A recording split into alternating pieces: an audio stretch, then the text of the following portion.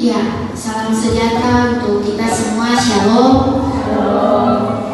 Kita bersyukur ya Bapak Ibu, Pak Saudara sekalian, karena kita masih diberikan kesempatan untuk kita ada lagi dan berkumpul di pagi hari yang indah ini untuk memuliakan Tuhan.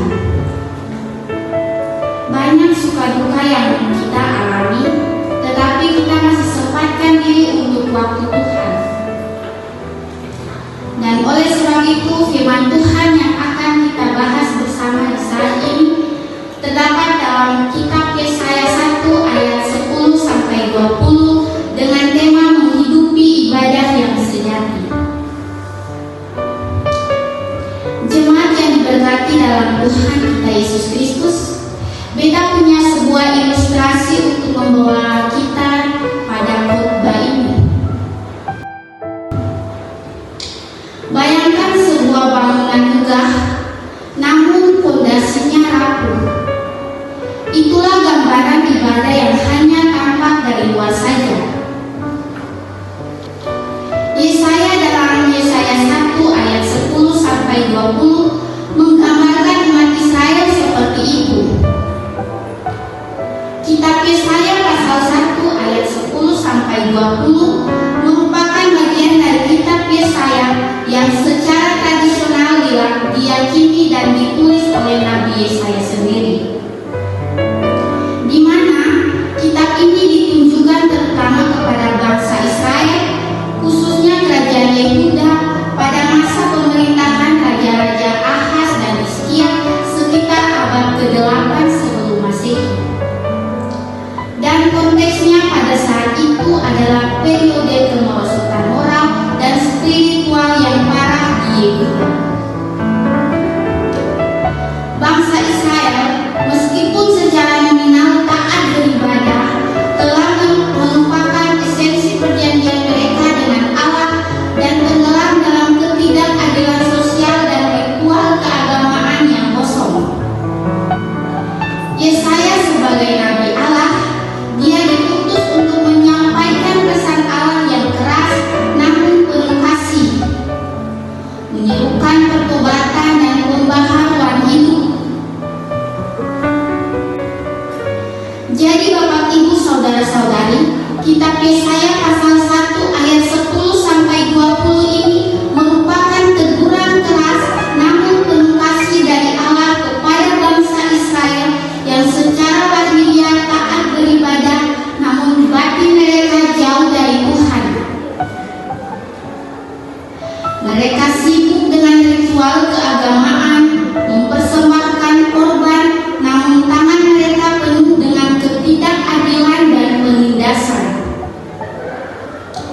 Ibadah mereka menjadi sia-sia karena tidak teriringi dengan perubahan hidup mereka yang nyata.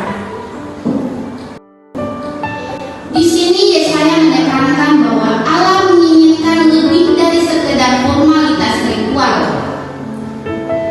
Ia menginginkan pertobatan sejati yang terwujud dalam tindakan keadilan, kasih sayang, dan kesetiaan. Allah menawarkan pengampunan yang luar biasa, tetapi pengampunan itu hanya diberikan kepada mereka yang sungguh-sungguh bertobat dan mengubah hidup mereka. Di mana ayat-ayat ini menyerukan transformasi total dari ritual keagamaan yang kosong menjadi kehidupan yang dijiwai oleh keadilan dan kasih yang mencerminkan hubungan yang benar dengan Allah.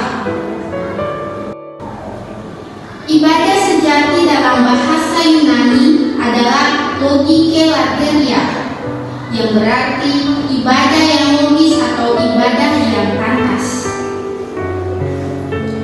Logike berarti logis atau rasional. Ini menunjukkan bahwa ibadah sejati harus didasarkan pada pemahaman dan pemikiran yang benar tentang Tuhan. Kemudian lateria berarti ibadah atau penyembahan yang menunjukkan pengabdian dan penghormatan yang diberikan kepada Tuhan. Jadi secara keseluruhan, logika lateria ini artinya bahwa ibadah yang sejati bukan sekedar ritual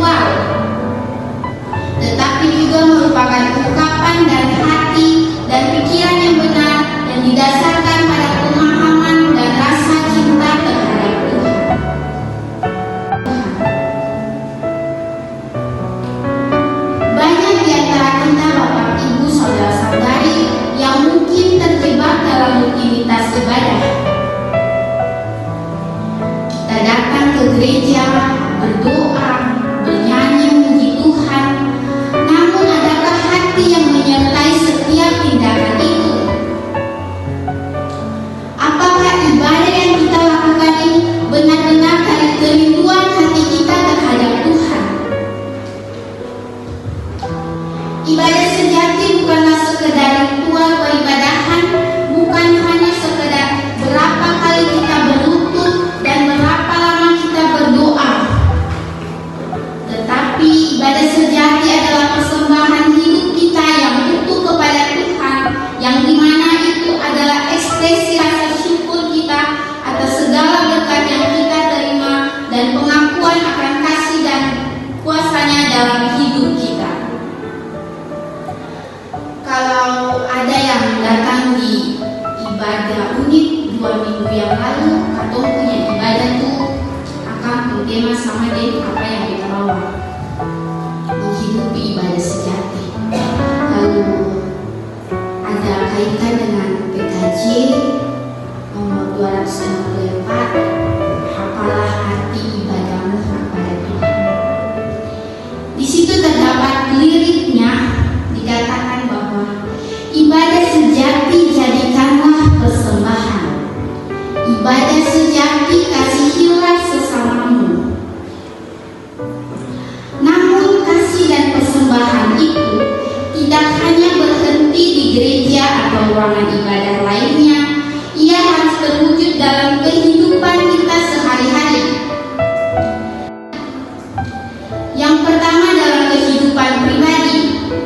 Ibadah sejati diwujudkan dalam ketaatan kita kepada Tuhan dan bagaimana kita menjauhkan diri dari kejahatan dan kesombongan, iri hati, perbuatan yang tidak pantas. Intinya katong harus bersih dari tindakan yang seperti itu. Katong harus bersikap adil. Katong harus jujur, harus saling mengasihi. Itu adalah usaha kita untuk senantiasa bertumbuh dalam iman kasih di dalam Tuhan. Lalu bagaimana ibadah sejati itu dalam persekutuan keluarga, jemaat, dan masyarakat?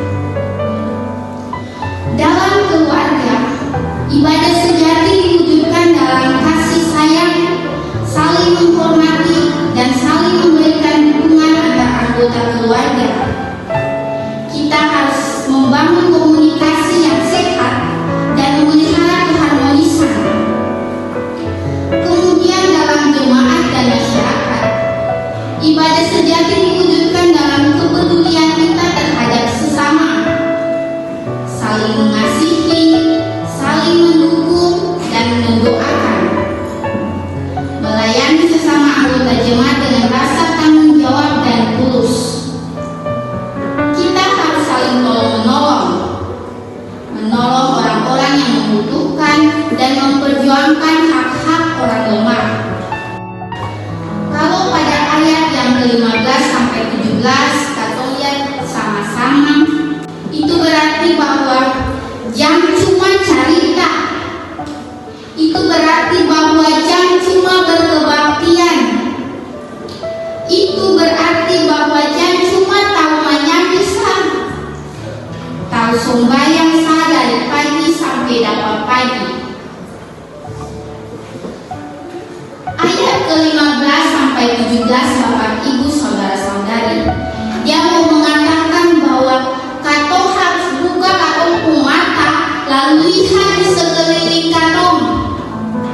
Kalau kebaktian for Tuhan, kalau ibadah for Tuhan, kalau naikkan puji-pujian for Tuhan, di sana tuh ada orang-orang yang paling butuh alero, yang paling butuh katong. Dong itu siapa? Dong itu yang di ayat 17 bilang tuh.